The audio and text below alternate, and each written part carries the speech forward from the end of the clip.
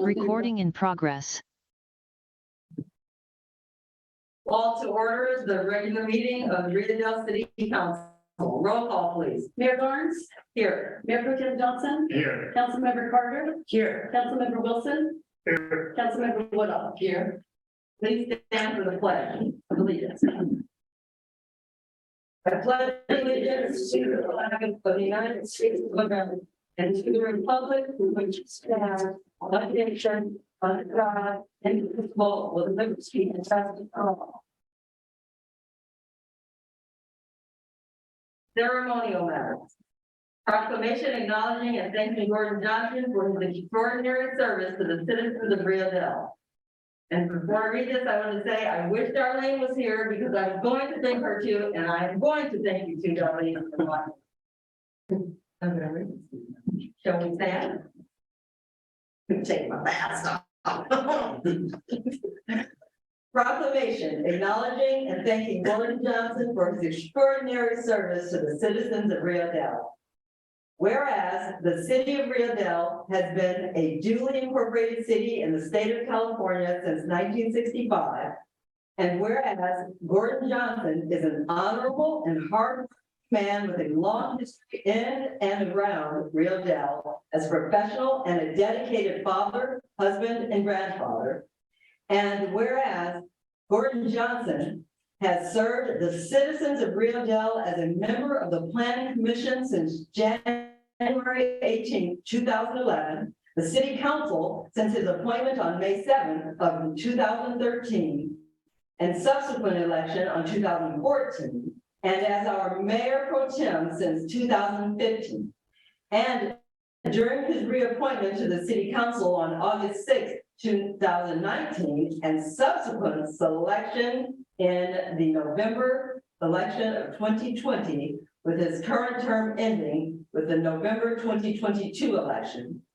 And whereas Gordon Johnson also represented the citizens of Rio Dell on various committees, assignments, including the Local Agency Formation Commission, League of California Cities, Redwood Empire Division, and the Humboldt County Association of Governments, where he had provided invaluable expertise and counsel on the Last Chance Graves Stakeholders Committee.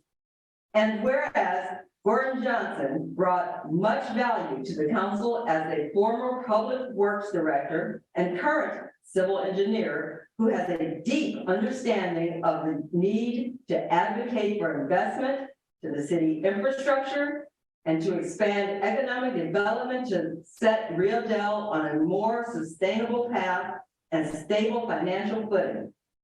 And whereas Gordon Johnson sets an example for all to follow in his willingness to transparently advocate for his opinions, consider all sides of an argument, and incorporate facts into his decision-making process. And whereas the City Council of the City of Rio Dell wishes to thank Gordy, as he was known as a young man, for his many contributions to the community, dedication to public service, kindness, and good humor.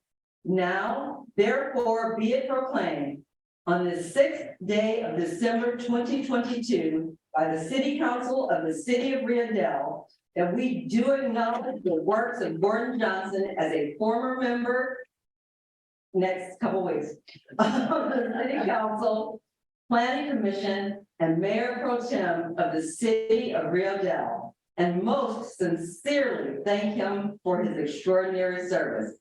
And we also thank Darlene Johnson for her extraordinary support. Thank you so very much.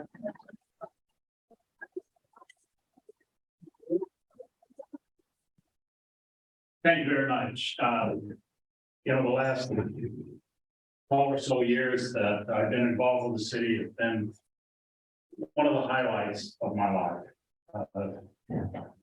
Never a moment that I didn't enjoy myself. We had one of the best staffs in the state of California. And I know that because I attended statewide League of California Cities meetings for years and rubbed shoulders with a lot of other cities, not only our size, but much larger. And our staff could serve, our department heads could serve in a city of hundreds of thousands of people. You know, I just am so grateful for that. Our council has been great to work with. We've had a marvelous mayor. I have a couple of things to add to the little biographical that Deborah gave. Not only was the city founded in 1965, Darlene and I were married in 1965. And the generations continue, not only children, grandchildren, but we have 3 great-grandsons. So anyway, thank you very much. It's been a real pleasure to serve the city of Rio Dell.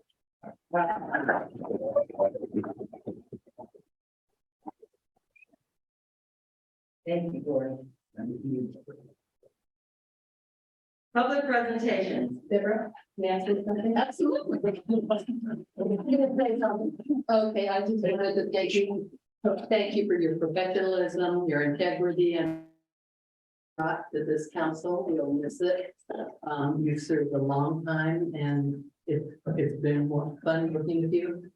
Great work working with you. And we had an opening on the planning commission. And, don't hesitate, but you will miss this. You will, because you've done such a good job. Thank you, Gordon. Anyone else want to say anything? All right. Well, thank you very much, Julie, for speaking up, and yay, Gordon. That's all, yay. Public presentations.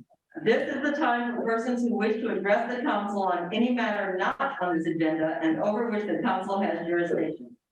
As such, a dialogue with the council or staff is not allowed under the Ralph M. Brown Act. Items requiring council actions not listed on this agenda may be placed on the next regular agenda for consideration if the council directs, unless a finding is made by at least 2/3 of the council. The item came up after the agenda was posted and is of an urgency nature requiring immediate action. Please limit comments to a maximum of 3 minutes. Gentlemen, nothing? Are there any hands raised? Are there any emails? Okay. And we can close public presentations and move on to the consent calendar. Is there any items that the council or council member wishes to remove from the consent calendar? Mayor Garnes, so call item number 1. Okay. No. Okay, is there anyone wishing to remove anything? Any hands raised, any emails? Nope. So I would ask for a motion to approve items 2 through 5. I so move. We have a motion, is there a second? Second. We have a motion and a second, please vote.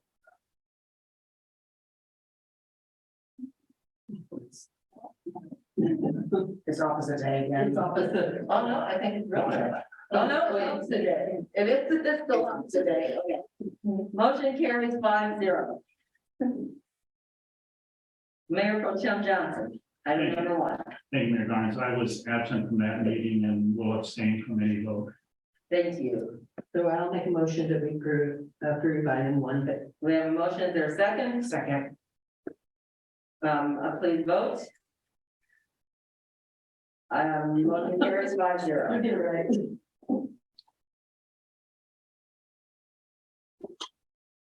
We'll move on to reports staff communications, page 24 in our packet. City manager, please. Thank you, Mayor Garnes and members of the council. The latest elections report was issued earlier this afternoon from Humboldt County Elections Office, and as it concerns Rio Dell, Measure O did pass, as well as Mayor Deborah Garnes was reelected, Councilmember Julie Woodhull was reelected, and Mr. Robert Orr was elected to the council. The city has also finally is closing out our PSPS resiliency grant. We did receive 2 new generators to replace the existing equipment at the city's lift stations for the wastewater system. So those are grant paid for, which is a great savings to the system. And then also, at this point in time, the December 20th, 2022 regular city council meeting is to be canceled. So we don't have any urgent items coming up that need the council's attention before the next regularly scheduled meeting after that, which is going to be January 3rd. So with that, I will return back to the mayor and see if there's any questions or comments to staff. Thank you, Senator. Mayor Pro Tem. No question. Thank you very much. Thank you, Councilmember Carter. I was just happy to see we're starting a neighborhood watch programs and the community emergency response team. I'm very curious and we'll probably speak to you guys about volunteering for both. So, but yeah, that's great news. And I just wanted to draw attention to that. I think that's really cool. Thank you. Thank you, Councilmember Wilson. The only thing I have to comment is that I see that you got the webpage up and doing a lot. That seems to be functioning. Yeah, nothing's perfect, but it's a lot better than what we came out of. It seems to be a cleaner system. Yeah, it was designed by a firm that specifically does municipal governments. So they kind of already have a lot of the layouts and they kind of know exactly what we need. But there's definitely a lot of fine tuning and content updating that needs to happen. And that will happen over the next couple of months. Thank you. Thank you. Councilmember Woodall. Yes, I wanted to ask Chief, I had written posts on Facebook and I had talked to you about it, addressing the purchase of rifles and things, and I thought you might want to address it. Sure. Mayor Garnes and members of the city council, there was a post that was mentioned on social media in regards to the city of Rio Dell purchasing rifles that cost us $4,000 per rifle. I checked with staff that have been here for several years, and that is not true. I would tell the public not to believe everything that's posted on social media. If there's questions about, our purchases, I'm happy to explain and confirm or deny any purchases that we make. Yes, that's all. Thank you, Chief. Thank you for that. That was good. And thank you. Chief. Are there, gentlemen, any questions? Any hands raised? No? No. Then we will close the report section and we will move on to special presentations. Presentation, this is page 29 in our packets, presentation, Monument Road slip out with an update on possible costs to the city of Rio Dell. City manager. Thank you, Mayor Dorns, members of the council. So just a brief recap on the situation. As folks may recall, in early 2017, there were a series of storms that involved heavy rain, and Monument Road had a slip out that was basically literally 50-50 on the boundary of the city of Rio Dell and the unincorporated county. So this road is, very impaired, full length. But this particular situation, if it's not corrected, ultimately will lead to a total road failure. And certainly we want to make sure that it's fixed permanently and robustly. So you may recall after this happened, we had FEMA here, representatives from FEMA, who had been dealing with a number of other disasters at that point in time, and definitely were rushed at that point in time. And we're really, I would say, a little bit combative with the city and the county initially on some of the cost estimates for the repair. And ultimately, in that discussion of who should be leading the project, initially the city was going to lead it. That's when the initial cost estimates or project proposals came out. And then we ended up having a conversation with FEMA and with the county, and it seemed like the best route to go would be to have the county take the lead on that particular project, as they have another backlog of about 300 other projects in addition to this one to do, and they have in-house support to accomplish that. So 2017, obviously a long time ago now. There has been a lot of back and forth, and we really applaud the county for doing a great job in advocating for an appropriate resolution to this slip out and the engineer's alternative, which if there were a cheaper solution, unfortunately, it would mean that that road would slip out again eventually. So the solution is a soldier pile wall. I'm not an engineer, so Tony Spaghetti's on the line. You can maybe explain a little bit of that to the council. You have heard a little bit about it before. And Tony has been working, works on behalf of the county of Humboldt on this project. And it's a little bit convoluted in the history of it. We've attached to your staff report a series of letters from Cal OES and the Federal Emergency Management Agency to try to give a background for anybody interested in the super level of detail involved in the project. But we're at a point now where there is some funding towards the solution from the federal government. However, the local share is larger than anticipated. And so the difference here, and the reason why I want to make sure that the council is briefed on this as soon as possible, is that initially we were looking at, potentially $70,000 to $150,000 liability on at the hands of the city, or the responsibility of the city. And we are now looking at, potentially somewhere in the neighborhood of $500,000. It could be lower than that. It could be significantly higher than that. But the bottom line is that this slip out needs to be repaired, and the council has confirmed its commitment to making sure that we cover our fair share of the repair costs. So with that, Tony's on the line. I think if he can unmute and maybe discuss a little bit more of this recent development and where we're at. And Tony, you'll have to. Hello, I'm Tony Spaghetti. I'm the Deputy Public Works Director for the Engineering Division of Humboldt County.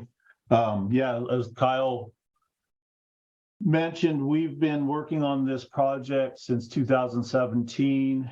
FEMA has been difficult to make any changes. So we originally scoped it to put in a mechanically stabilized earth retaining structure. We hired in the meantime, we hired a geotech to come out, geotechnical engineering firm to do some drilling, and they did not recommend, they didn't like the mechanically stabilized earth retaining wall solution. One, it was going to be too tall to get it down to the stable material below the slide. And two, it was unfeasible. It's unfeasible to build because it'll require closing Monument Road. So it would cut off all the residents above the slip out, and there's the road that goes up the hill, the driveway, up the private driveway. So we put together a scope and cost and plans for a soldier pile wall, which was the recommendation of the geotechnical engineer, submitted to FEMA. The first version they denied. They said that the problem was a pre-existing condition.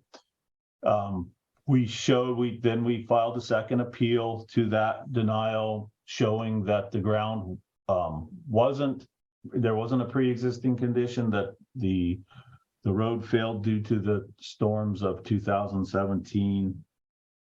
We then heard back. We just got the result back from that second appeal, November 2nd, where FEMA has partially approved the project. They agree that the the Monument Road didn't have pre-existing damage, that the damage was a result of the 2017 storms. However, they still will not grant a scope change from the mechanically stabilized earth retaining wall to a soldier pile wall. They said that, so their conclusion was that they would increased the cost estimate from $400,000 repair the initial one, which was just to get the we just put it together real fast just to get the project in the works. So they increased from $400,000 to $2.3 million to build the MSE wall. However, they said that if we want to build the soldier pile wall, they will cap the project, meaning that FEMA will fund up to $2,359,000, and anything above and beyond that will be the responsibility of both Humboldt County and the city of Rio Dell. We can't build the MSE wall due to the feasibility there. I don't see an alternative for the private road that runs up the road there to get those residents in and out, and the residents that live above the slip out there at post mile 0. It would just be a very big inconvenience to have to drive out in the toll road. So I think, as Kyle said, we determined that to fix the road, it needs to be a soldier pile wall. I have an engineer's estimate for $2.3 million. The costs that doesn't include are the contingencies, any unforeseen contingencies, and then also the construction engineering and the preliminary engineering. So that all comes out of the $2.3 million that FEMA approved for the project. So as Kyle said, that we could be looking, I ran an analysis, it could be up to $500,000 over that amount. Now that would be a cost that's shared between the county and the city. We have an MOU that we have in place that defines what those cost shares are. FEMA funds up to their percentage, and then Cal OES funds up to their percentage, and then the county and the city would share the costs after that. We are working with GHD, the consultant we hired to design this project, to look for some cost reduction. We could see about $250,000 in cost reductions.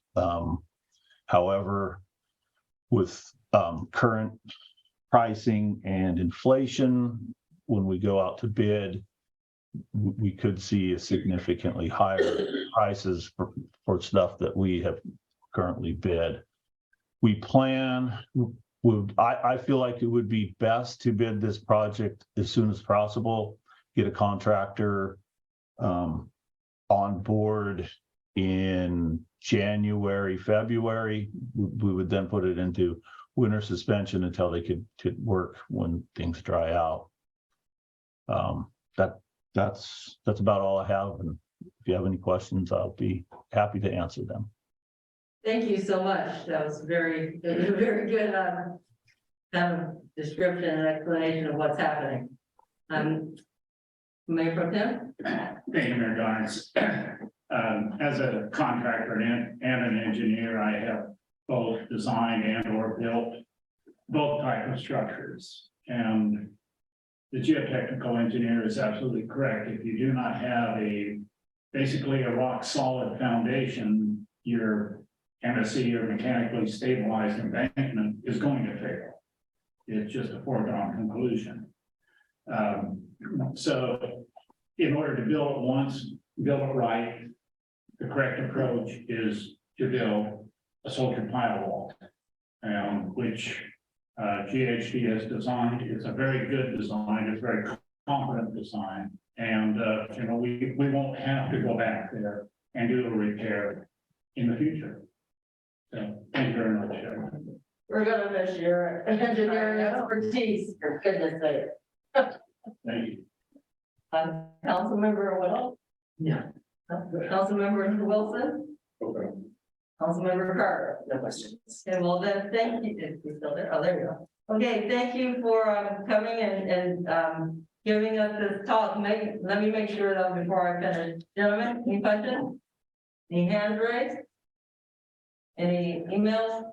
City manager? I do just have one other question for Tony. Do you know what the estimated timeline is for, when we would be proceeding towards bidding the project out and potential construction? I think that, one, we have to give GHD some time to look at those cost savings. So if we could advertise mid-January and 5 weeks, we would advertise for 5 weeks. So we could open bids sometime, looks like end of February. And then typically it takes 3 months after bid opening for the process for the contractor to actually get the work on the ground. So that would be about perfect timing for this project. The other thing that I will say is we can advertise a project, open bids, and if the costs are just too high, that we do not have to award the project. Thank you. And I guess my only question now that you have this, is it the county that would lead on this versus the city? Correct. Okay. All right, well, thank you, Tony. Thanks for being here and have a good holiday. All right, thank you. All right. And we move on to the presentation of the fiscal year 2021-22 annual financial report, page 38 in our packets. Finance Director Travis Moore. Good evening, Mayor Garnes and members of the City Council. The annual financial report summarizes and analyzes the financial performance for the city for fiscal year 21-22. Details of the report describe revenues and expenditures incurred during the fiscal year and explains material differences between the values and adjusted budget. Financial reserves and fund balances are also updated at the terminus of the fiscal year. This report was created using unaudited financials as of June 30th, 2022. The official audit will be finalized towards the end of January 2023, which is currently taking place. The city has 3 main fund types in which its finances are consolidated within: the general fund, enterprise funds consisting of sewer and water, and special revenue funds. Overall, city expenses exceeded city revenues by nearly $10,000, most notably due to capital improvement projects subsidized by the city's general fund. This slide compares actuals to budget for major funds. Due to economic uncertainties and the lingering COVID pandemic, revenue estimates were conservative and actuals ended up 1.6% higher than projected. Expenditures were 8% lower than budgeted due to lower anticipated capital costs. The general fund ended the fiscal year with a budget balance of over $1.7 million. This was a decrease of $743,000 due to actual expenditures exceeding revenues attributed to capital improvement projects completed within the city. Total special revenue funds, along with the sewer and water enterprise funds, saw net increases to their fund balances due to actual revenues exceeding expenditures, as displayed in the table provided. General fund revenues were $132,534 less than budgeted, primarily due to a decrease in budgeted cannabis revenue. Overall, general fund revenues were approximately $370,000 less than the prior year actuals. City general fund major revenues were $1.4 million for fiscal year 21-22, with property taxes in lieu of vehicle license fees, and retail sales tax, bringing in over $447,000 and $688,000 respectively. State fund revenues exceeded expenditures by over $25,000, primarily due to expenditures being lower than estimated. The streets fund consists of gas taxes, SB1 maintenance, road and rehab account, PDA funds, and RSTP revenues. Actual revenues for the sewer enterprise fund were 6% more than budgeted, with expenditures 13% less than budgeted. This variance has contributed to lower spending on capital projects and professional services, along with salary savings. Sewer fund balances increased by $281,000, or 15% more than estimated at the time of the 2022-2023 budget development.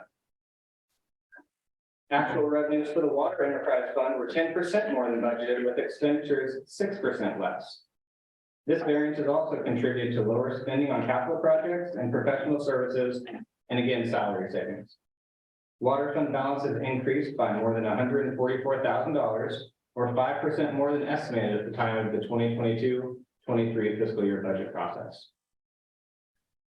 Other major funds included in the special revenues fund include the building fund, the supplemental law enforcement services fund, and the CDBG fund.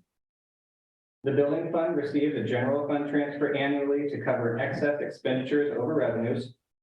The supplemental law enforcement services fund is used to supplement law enforcement services, such as salaries and benefit costs. The CDBG fund saw an increase in revenues of $166,000 due to loans being paid off. The CDBG has an ending fund balance of $572,000 as of June 30th, 2022, and those funds can be used for eligible CDBG projects around the city. Thank you for your time this evening, and I'd be happy to answer any questions you guys have. Thank you very much. Councilmember Wilson? I don't have any questions. Thank you. Councilmember Woodall? Well, I just have one question I had asked a little bit earlier on the CDBG fund. When do we need to expend those? Are they threatening to take them back? We don't. Great question. So currently we're in works with the CDBG department to allocate those funds towards a project. And we're working with that department currently to get a project approved that fits within those guidelines. So we are working with that team. Those funds have more or less been locked up so that we could allocate those towards an approved project, but at this time, nothing has been finalized. Thank you. Thank you.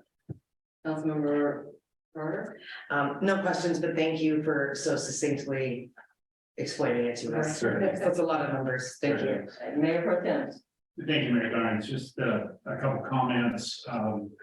This last year, the city invested over $500,000 into street program, and we did not receive the cannabis tax that we anticipated, and our reserves went down a little bit, but our reserves are there primarily to shelter us in a rainy day, but also to invest in the city like we did with our streets. So reserves are down a little bit, but it's very helpful.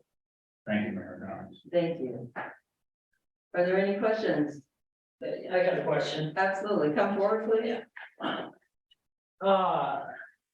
Your name?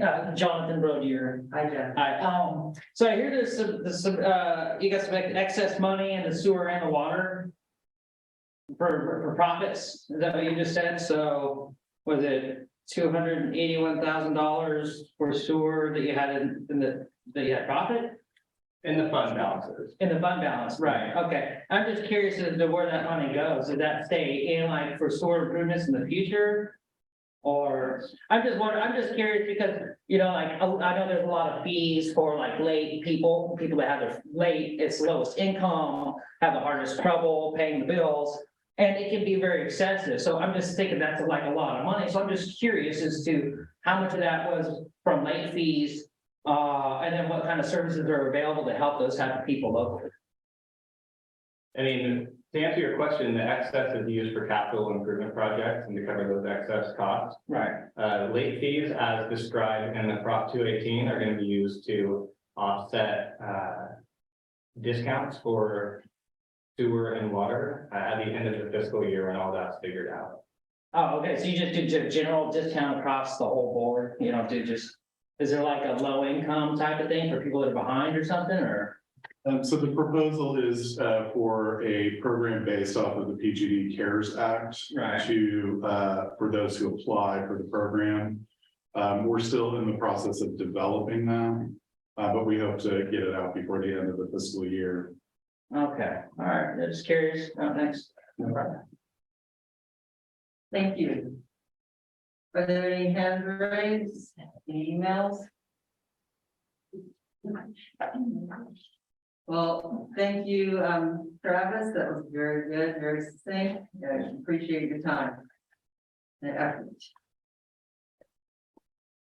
We move on to special ordinances and special resolutions. The second reading by title only and adoption of ordinance number 396-2022, amending chapter 15.05 construction codes, section 15.05.020 of the Rio Dell Municipal Code, page 54 in our packets. And the community development director is not here, so I'll be you. I will take it, Mayor Garnes. Thank you, Mayor Garnes, members of the council. So as reported at your meeting on November 15th, 2022, every 3 years, the state adopts a compilation of building regulations referred to as the California Building Standards Code. The code that the state of California sets is like a ceiling that all cities, counties, jurisdictions have to adopt. The only real discretion of the council in this matter is if you want to create more restrictive building codes, but you cannot have less restrictive or waive certain requirements in the building code. So the code becomes effective January 1st, 2023. And so this is a pretty standard item that every 3 years we have to visit. And we did have a first reading of this item again back on November 15th. This is the second reading. Staff is recommending that we open the public hearing, receive public input and deliberate, and then adopt ordinance number 396-2022. With that, I will do my best to try to answer any questions the council may have and go from there. Thank you. Councilmember Carter? No questions. Councilmember Woodall? No, I had to ask. Mayor Pro Tem? No question. Councilmember Wilson? No question. And I have no questions. Any gentlemen? Any hands raised? Any emails? Okay, then I will ask for a motion to adopt ordinance number 396-2022, amending chapter 15.05 construction codes, section 15.05.020 of the Rio Dell Municipal Code. So moved. We have a motion. Is there a second? Second. We have a motion and a second. Motion carries 5-0. Thank you. And now we'll move to our final item, discussion on the police department restructuring, page 60 in our packets. City Manager.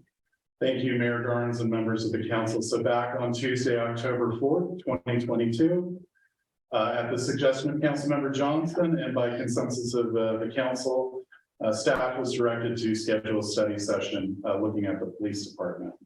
So without going into further detail, the chief of police, Greg Allen, is here to give a short presentation and then open it up for what we hope is a conversation. All right, thanks, City Manager, Mayor Garnes, City Council members. Again, thank you for allowing me to brief you on the possibility of adding an additional police officer position. In the packet that I presented to you, I listed 10 reasons, 10 benefits for adding that position to the police department that would benefit the community as well as the department. Each of those 10 benefits comes back to one idea, and that's the idea of safety, the safety of the community and the safety of the officers who are more than likely working by themselves. And just to show you, as far as our staffing currently sits, we're allocated right now for one chief of police position, one sergeant's position, 4.25 officer position. 3 of those 4 positions are currently filled. Hopefully by the end of the week, I will be offering a conditional to an applicant to fill that 4th position. We also have 1 reserve officer. And then former chief of police Jeff Connor is working as an administrative sergeant who's handling administrative details at this time, as well as coverage for shifts. We have 1 community service officer, Mary Clark, who split her time with animal control and code enforcement. And we all know that we can have 1 person each run both of those positions. And then we have a part-time records clerk, Sabrina Lumpkin, and her hours are approximately 28 hours per week. So that's how we currently sit as of today as far as our staffing. And looking at, and then our dispatches, the city of Wilmington. So we pay a cost for them to dispatch us to call for services. Just going over some of the things I think are important that's beneficial. The first one is that currently our officers are working 10-hour shifts. And so what that means is that 20 hours of the 24-hour period is actually covered by somebody physically in the city of Rio Dell. That tells you that 4 hours of the day, there's nobody physically here in the city to cover. Although we are responding to those calls for services, you know that if nobody's in the city, that's an extended time to get to that call for service. And those officers are responding to calls that by standard law enforcement protocols that 2 officers should be responding to some of those calls. And most of those calls are in progress calls. We're talking about burglary calls, fights, domestic violence. Those calls should be handled by 2 officers. And if you look at the stat that I presented, for the last 6 months, we've had 116 calls involving 1 to 6 persons where 1 officer showed up. And so when you're looking at officer safety, that's a potential problem. And if you look at it, then on the back, you can see the other calls for services that 1 officer has been responding to. I gave an example, a recent example in November, when we had an officer involved in a fight with a person out here that had to be helped by a passerby, because he was up on. And so, again, if you didn't predict it, you can prevent it. Benefits of having staffing in the city 24 hours a day, you would eliminate the on-call service. So right now, officers are on call from 3 o'clock in the morning to 7 o'clock in the morning. We're averaging 14 calls during that period. And if you notice, during those calls, those are the kind of calls that you need 2 officers to respond to. As an example here of my response to a fight between a mother and daughter. With 7 people involved by myself. And so, you know, for me, that's not a safe environment to be in, especially when everybody's yelling and arguing in the household. On top of that, you have to think about response time. None of our officers live in the city. And so if I look at myself personally, it's probably going to be a 15 to 20 minute response for my residents. And you ask, how do I get that time? So approximately 6-minute drive from my residence to the city. You figure about 2 to 4 minutes for the time the call comes into dispatch. For dispatch to call the officer, that's time. Most times 3 o'clock to 7 in the morning, we're usually asleep.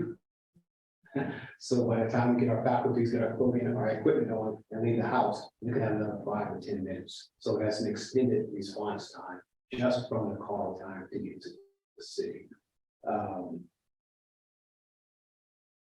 One of the things and one of my goals I wanted to do was to establish a police bike patrol program as well as foot patrol. I think we use the cars as barriers to our community. And the more that we are accessible to our community, I think the better relationship we'll have with our community. Now, it's not reasonable right now, because if you have one officer, riding a bike and he's over at Mingles, and you have a domestic violence call on hold, that's gonna be a problem of how you're gonna get to that from that location, and especially if you have to make an arrest, what are you gonna do with that person? And so having a second officer, kind of helps that situation out.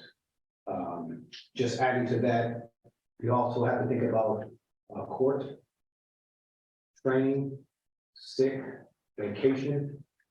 A lot of those hours are being covered by overtime. Having an additional officer would take some of that time away, some of that cost. Another example, which is that a simple DUI call. When you look at a DUI call, and that's just a basic DUI without injury, without a wreck, it's about a 3-hour call. From the time that person, traffic stop is initiated, from field sobriety test, to the arrest, to the breath test, to the vehicle being towed. Now traveling to Humboldt County Correctional Facility. On top, if that person is not accepted by the jail, and now you have to get them medically cleared, you're looking at more than 3 hours. And so we have a situation here just in October, where Officer Johnson was at the hospital waiting to get clearance. And there was a call of a fight, physical fight in progress, and there was nobody covering the city. And so on a simple arrest, there's nobody covering the city because they're out moving people to where they need to go. And so we have to have the sheriff's office respond. We do have a good relationship with Fortuna, Ferndale, and the sheriff's department in case of these emergencies. And again, we'll provide quicker response times to calls. And you can see the other issues that are on here. I put some numbers down. So adding an additional officer entry-level position is about $114,000 a year, and that's including salary and benefits. You also want to have added workload for our records clerk. Her current salary is paid by Measure Z, and it's funded about $34,000. To increase her full time would come out to be about $81,000 for that. There's additional equipment that's needed, that's listed.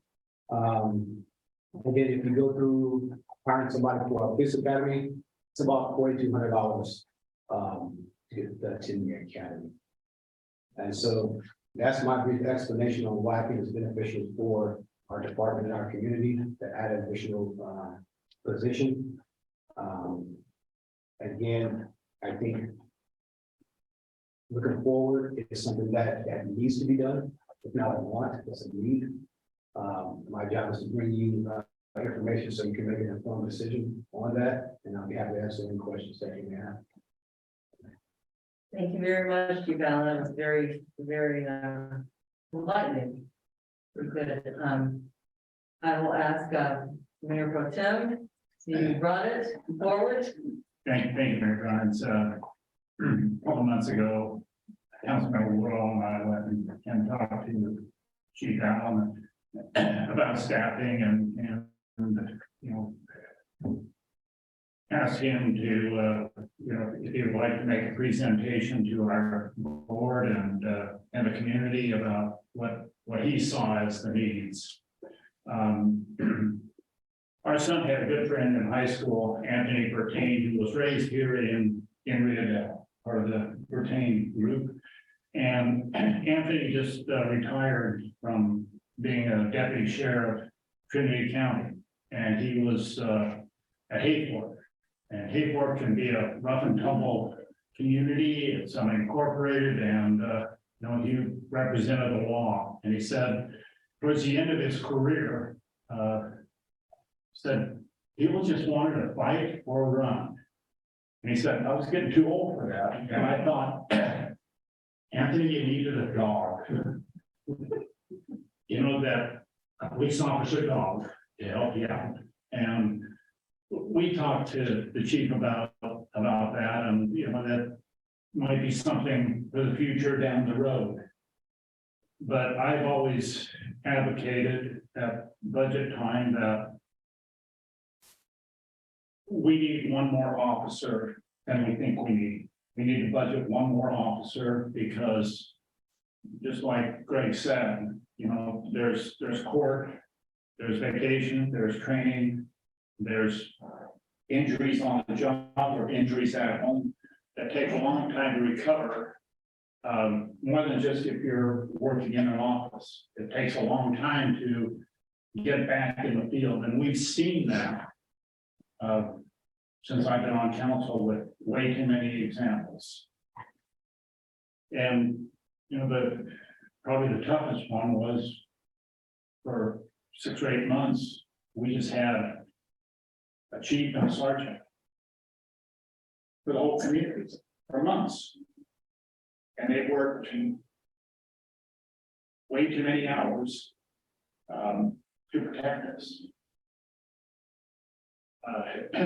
I totally support everything the chief has said, everything he's asked for. I would even support more because I think it's just smart business to do it. And I would like to see Rio Dell have a dog again, a canine officer. Because when you're one going to a fight of 7 people, you need backup. And a dog that growls and bites people occasionally. The reputation is out there. A few stories about Fortuna. PD went to make an arrest. They had a complaint, you know, some bad guy was doing something in the neighborhood, and they went and searched, and the guy was hiding in a doghouse. And they told him, come on out, or we're gonna send our dog in there. He said, the bad guy said, good luck with that. Well, the next thing you know is he's recovering in the hospital and he's under arrest. The dog did his job and no officer was hurt.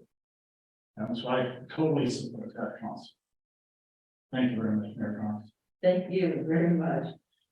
Councilmember Woodall? Yes, I agree with everything that Gordon had to say, and, you know, when people are looking to move to an area, you know, safety is one of the factors they look at. And we need to be able to provide that to the people. And, we don't want our citizens having to help our officers. That's not a safe thing to do. And, thank goodness they were helped. And I have several things, let's see. I'm wondering, well, here's what. She brought up the fact that often we have to call for other agencies, and I mentioned this before when we've been, that I was on a call with, I was doing a ride along, and it started out very simple.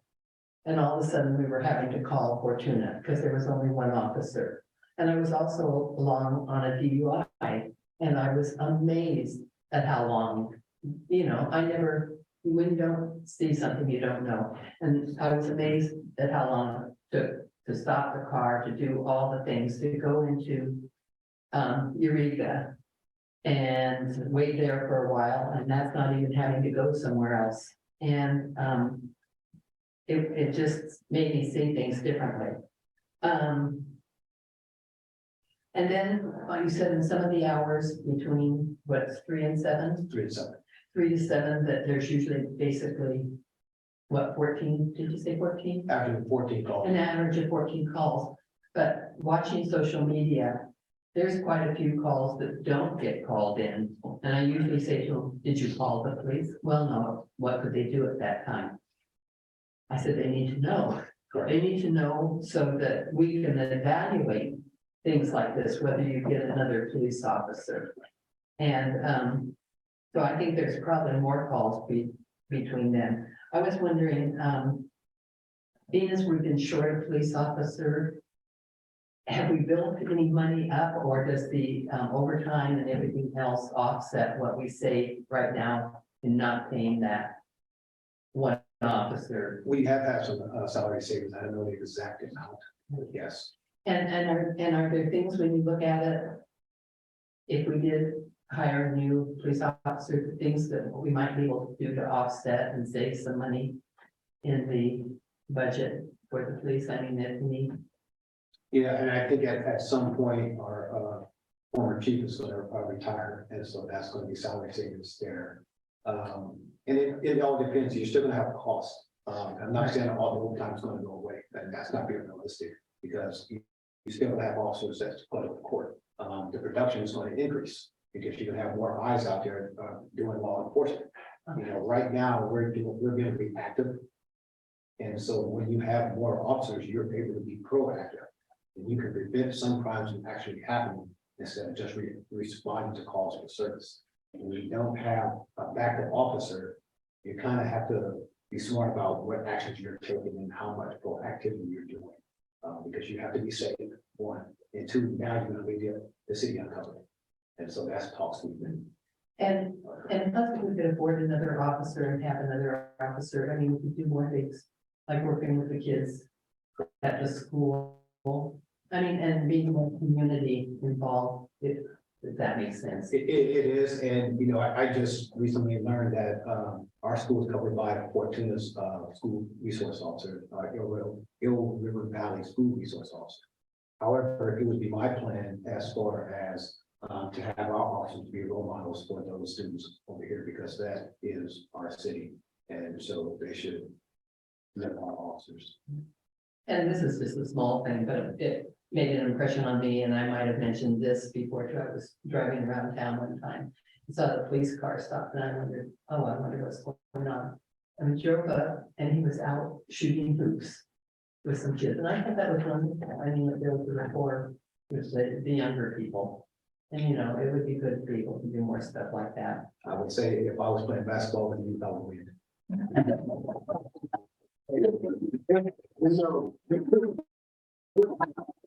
So anyway, I have really do something about this. Thank you, Councilmember Wilson. Yeah. I do support them, and officers, but, part of the reason, and if I believe you might have said it, I didn't hear you, but when we asked, Chief Connor about this, his focus was one to maintain, officer retention. How are we concerned on that? How is that affected? Great question. Realistically, when you look at policing, sometimes it's about money. So we can't compete with the bigger agencies when they're providing signing bonuses. And so some of our officers have expressed possible leave. Knowing that I have a lot of people interested in working here. And so it's a constant cycle of one, trying to keep people happy and healthy, and making them want to come to work. Sometimes the job is very depressing, because you think about it, that we're going to calls on people's worst days. And so that's our constant day. And if you have somebody that's overworked, they're going to have a chance to leave. And so adding an additional officer is going to allow people to have that break. And one, it increase their health, increase their likelihood to not, do something bad out there. And so it's a constant cycle of trying to keep people here. I think we've done a good job so far. However, I can't promise that people are going to stay. There's been some talk of people leaving, but replacements are right around the corner. Are we typically down one officer most of the time? We've been down one for a while, yes. And that's, and I know what you do, people that do it, and there's a lot of, it's a special person to do what you do, and I respect that. But some of the stuff that's gone on in the last years with the abuse of law enforcement, not, they want to save the world, but they don't want to essentially, I don't want to use the long term here, they want to fund the police to have them here to do things. And then there's also the competition that because the bigger agencies can pay a lot more, they come here and go to the CR, they get to do the academy. And I knew that the fellow that was formerly the head of that before he retired, and they were down to less than half during a lot of this downsizing of the pre-pandemic, but people just weren't going into it. And so there's a huge competition. Eureka has just a lateral, step over to the police department for being on the water maintenance, mowing lawns, I think it's around $25,000 lateral bonus, just to step over there, and they'll fund the academy as well to do that. Correct. So, and I think one of the things that we commonly, right on speaks, but I know I get is the comment on, we want to add another one, at least open the cap up so that we can have another officer. But we still have to, if they're still leaving us, and we don't have them. If we're down one, then we know we put a cap, we add the cap skinny so we can have two. So now we're down two. Yeah, and so it's, I guess that's why you get the big bucks to be the chief, is to try to figure out a way to bridge that gap and to do stuff more as a small town in this regional or city is coming up here. I mean, the image I think of Rio Dell has risen considerably over the last decade. I know all the comments that I hear about the look of it, the feel of it, the town is really a lot better. And stuff I know of in the past, I mean, we had some weird crimes. Yes. And we still have, there's still drugs. I mean, you take it off the street one day and it's there the next, it's right back on the street. Correct. So, yeah, I guess what I'm summing this all up to is I support what you're doing. Do we need to add another police car to this vehicle?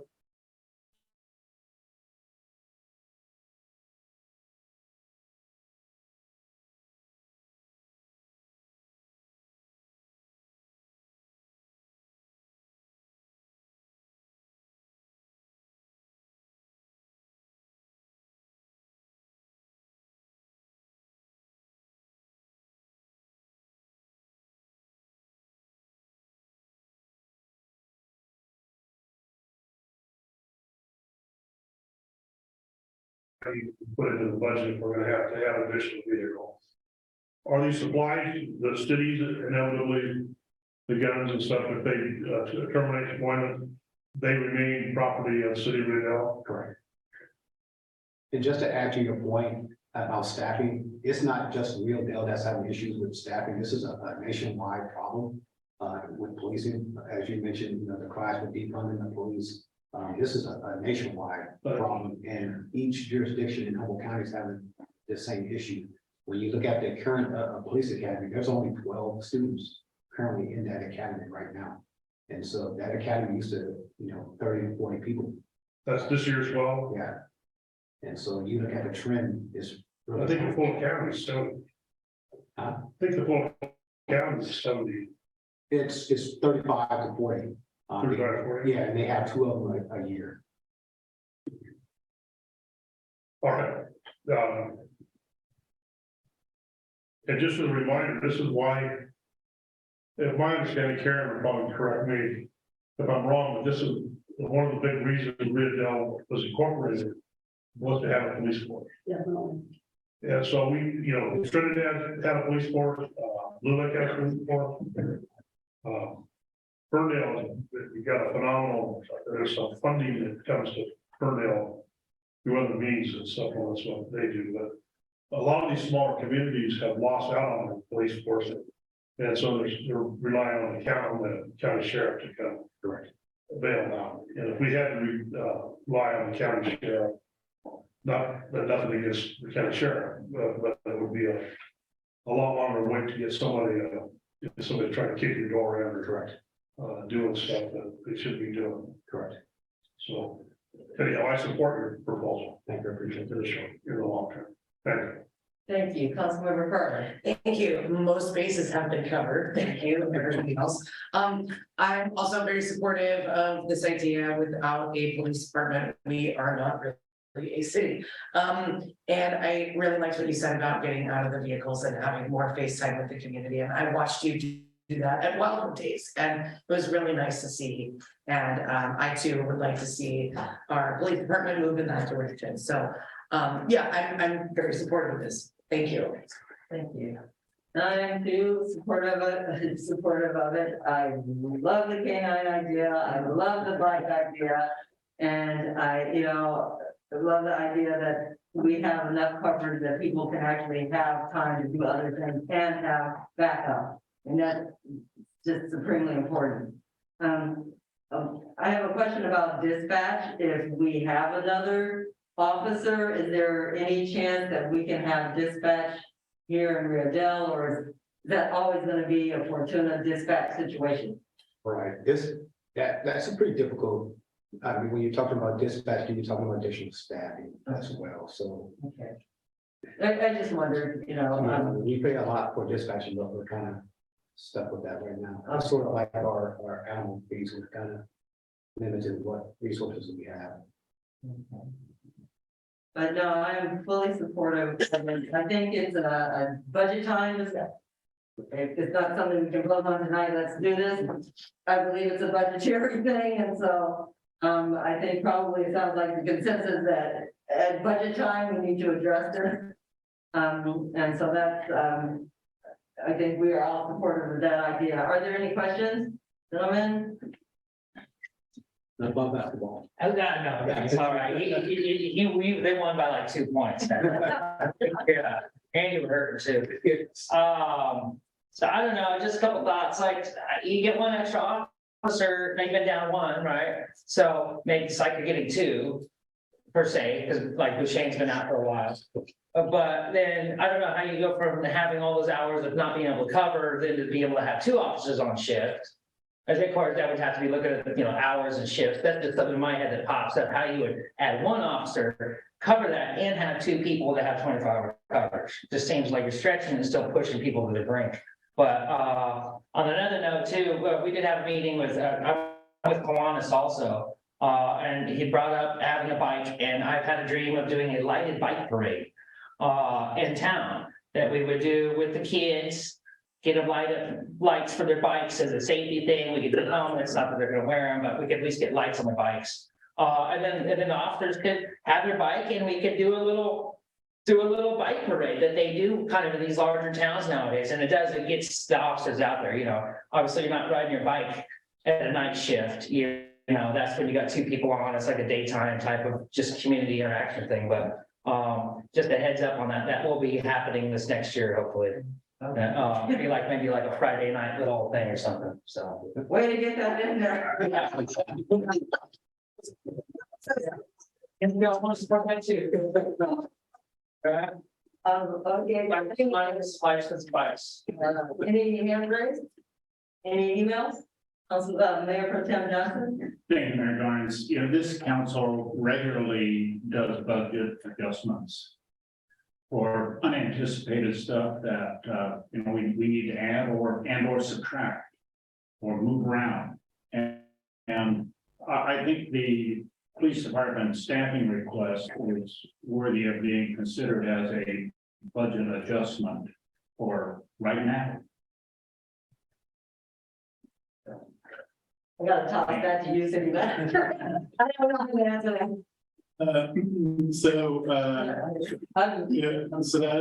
that is a council decision from the full body.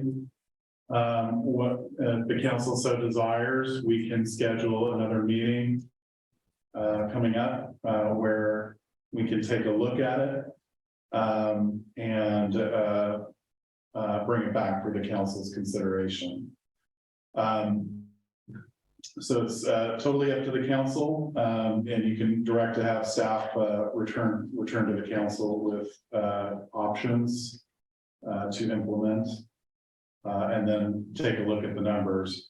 What I will advise the council is that the budget allocation to the police department has increased, has doubled actually over the last 5 years. And we need to make sure that we're generating additional revenue, even just to maintain the existing staffing allocation in the police department, because every year costs continue to go up. So I think the chief makes a very compelling case. I think, the founding of Rio Dell related to the police department is important. It is an important critical service to the community. And so I think we need to look at it. Look at all the options. That includes asking maybe for additional Measure Z funding, looking at different options as to how that can be funded. So there are options, but I will just, stress to the council that there are limits to what the city is able to financially do out of the general fund. The police department on average uses about 65% of the general fund. So that's a little on the high end of general fund allocation, but generally police departments consume about half of the city's general fund budget. The council has added an officer position, I think it was 2 years ago. We also added the community services officer position. The council has approved a residency incentive program. And the council has made major investments in modernizing equipment and software. And so all of those investments were absolutely necessary. And this is, I think, really the most critical issue surrounding the city is the maintenance of an effective police department. This is really central to the struggle that the city's been undertaking for many, many years now, which is how do we generate additional revenue? And how do we channel that to provide better services to the community? And this council should take a huge amount of credit for doing things outside of the box and really, pushing to make that stuff work. So I think if the council so directs, staff would be happy to return to take a look at this. Ultimately, it will have to fit into a roughly balanced budget. There are high vacancy rates in police departments. And so the council may have to become comfortable with passing deficit budgets on paper, deficit budgets that at the same time, at the end of this year, we are projected to have, if all the money is spent out of the program budget, about $1.3 million in reserves. And we also, and that doesn't include the earlier presentation that with Mr. Seghetti from the county, roughly potentially $500,000 outlay that would come from those funds. That's exactly why we maintain those reserves, is to cover those types of costs. And it may mean that we don't have additional resource, we don't have as much resources as we would like to continue paid projects. So this ultimately leads to potentially some challenges, some sharpening of pencils to try to figure out how to make this work. And looking at the priorities of where the city council wants its money, wants the community's money to go towards. So we're happy to take a look at it and bring something back for the short term. And also, I think it is absolutely, I think the message is very clear. We need to absolutely be looking at this for the upcoming 23-24 budget, which will be here before we know it, and maybe even faster than we're able to hire into the position regardless. So we'll ask the council. Oh, I think that it can't hurt to take a look at it, and the more knowledge we have on the whole thing, the better decisions we can make. Can't hurt to take a look. We need to take a look at it and see where we're at. But one thing is if you sharpen your pencil sharp enough, you break the tip off. So I get all that. And it's not a problem that everybody else in the station isn't in the county, but we would be unwise to not at least look at it and see what the numbers are and then set priorities. When we get done, you're gonna have to set the priority. So.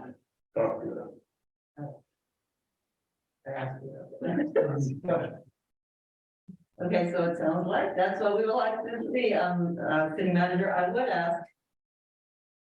So, speaking of canines, how would that work? I mean, is that something we can look at? I mean, we're gonna look at an officer, but is there, like, looking at a canine is a good idea unless there's no officer who's willing to take said canine. So, you know, that's the question. Is there an officer who's willing to actually do that? Because that's It's a huge responsibility, a huge benefit. You also have to think about the cost of the canine. Mhm. You have to have an additional vehicle because it has to be outfitted for a canine. right. You're talking about training costs, and so some of those costs, include the vehicle, you're talking about close to 75,000 Okay. just for training equipment and dog. Would I like to have it? Absolutely. But again, as the city manager said, it has to be, financially You have to feasible. pencil out, right. Okay, well, maybe we'll get both of them. Well, I think, so are you good with, I think so. I don't know when we'll be able to bring it back, but hopefully, January, February. thank you, city manager, for it. Thank you, chief, for that, report. That was really actually very enlightening. Now we move on to council reports and communications. I'm gonna go to you last, okay? I'm gonna come to you last. Okay? Okay. Okay, be that way. Councilmember Whittle? Okay, tomorrow I have a Humboldt Transit meeting and, want to thank the chamber for the tree lighting this week. It was well attended. I also want to thank the, fire department for the parade and the resource center they had it, which was very nice.